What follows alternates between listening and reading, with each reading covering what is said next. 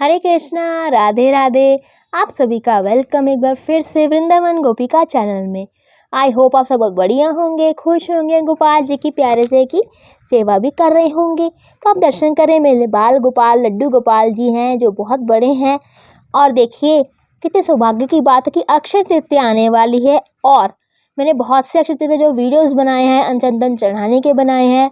और मैंने आपको ये भी दिखाया कि किस प्रकार हमें जो पूजा करनी है गोपाल जी की उस दिन विशेष रूप से। और मैंने आपको ये भी दिखाया है कि जो अक्षय तृतीया है उसकी मुख्य रूप से पूजा किस प्रकार की जाती है।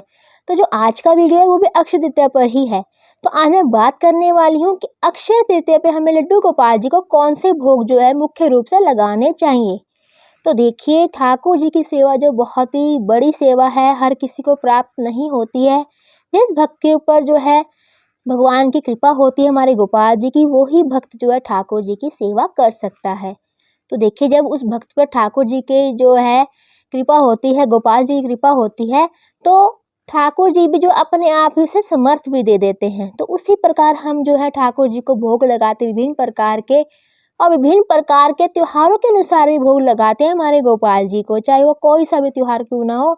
पर जो हमारे गोपाल जी को सबसे पहले जो है त्योहारों पर भोग लगाया जाता है। तो उसी तरह जो अक्षय तृतीया है उस पर भी ठाकुर जी को हमें बहुत बड़े रूप से है जो भोग लगाना है।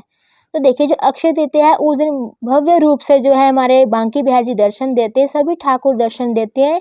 किस रूप में देखिए, और कौन सा श्रृंगार होता है उस दिन, होता है चंदन का श्रृंगार। सारे उनके जो विग्रह पर चंदन चढ़ाया जाता है और जो हमारे बांके बिहारी जी है उनके जो चंदन का लड्डू भी बनाया जाता है, उनकी सेवा में रखा जाता है। और उसी प्रकार जो हमारे गोपाल जी है उन्हें भी उसी प्रकार जो है सेवा की जाती है। तो अब बात कर लेते हैं कि गोपाल जी को हमें कौन सी तरह का जो है भोग देना अक्षय तृतीया वाले दिन। तो देखिए अक्षय तृतीया वाले दिन जो हमें गोपाल जी को ऐसे भोग देने जो उन्हें ठंडक प्रदान करे, शीतलता प्रदान करे और हमारे गोपाल जी भी जो है बहुत ही प्यारे से खुश हो जाएं ताकि उनको ठंडक मिले। आपको पता है गर्मियाँ हो चुकी हैं बहुत ज़्यादा बाहर, तो इस प्रकार जो हमें गोपाल जी को ऐसे भोग देने हैं जैसे कि देखिए फलों में हम कौन से भोग दे सकते हैं गोपाल जी को उस दिन, हमें लड्डू गोपाल जी को दे सकते हैं खरबूजे का भोग, क्योंकि खरबूजा जो होता है ठंडा होता है तासीर में और वो जो ठंडक प्रदान करता है। फिर अब बात कर लेते हैं तरबूजे की। तरबूजा भी बहुत ठंडा होता है, रसदार होता है। तो ठाकुर जी जो है हमारे रसीले हैं, उन्हें रसदार चीज़ें बहुत ही पसंद है, रस्सियाँ हैं हमारे गोपाल जी। तो खरबूजे का, तरबूजे का और खासकर ककड़ी का भोग भी ठाकुर जी को दिया जाता है विशेष रूप से। ककड़ी भी ठंडी होती है, जैसे कि ककड़ी हो गई और खीरा हो गया, इसका भोग भी ठाकुर जी को लगाया जाता है। तो देखिए ये तो थे फल जिनका जो हम ठाकुर जी को भोग लगा सकते हैं, जैसे कि आम भी आते हैं, उसका जो आम होता है उसका हम रस भी ठाकुर जी को दे सकते हैं आम का, और आम भी काट कर ठंडे ठाकुर जी को हम खिला सकते हैं।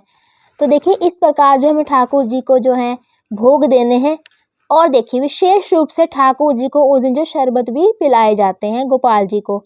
तो देखिए लड्डू गोपाल जी की सत्तू का जो है शरबत भी बनाया जाता है गोपाल जी के लिए। जैसे कि देखिए आप ठाकुर जी को रूह अफ़ज़ा का भोग भी दे सकते हैं और आप गुलाबों का शरबत भी घर पे बना सकते हैं, बादाम भिगोकर भी शरबत बना सकते हैं ताकि ठंडक मिले हमारे गोपाल जी को। तो इस प्रकार के जो हमें भोग देने हैं।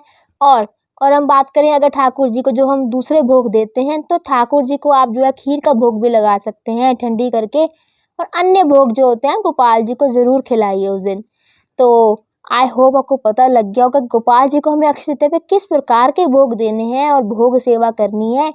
तो मैंने आपको पिछले वीडियोस में दिखा रखा है। चंदन जरूर चढ़ाएं अपने गोपाल जी को, और अन्य जैसे राधा कृष्ण जी भी रखे हुए हैं उन्हें भी आप चंदन चढ़ाएं और चंदन का टीका भी ज़रूर करें। तो अगर नहीं भी चंदन चढ़ाना आता तो आप मेरी वीडियोस में जाकर देख सकते हैं। तो हरे कृष्णा, राधे राधे।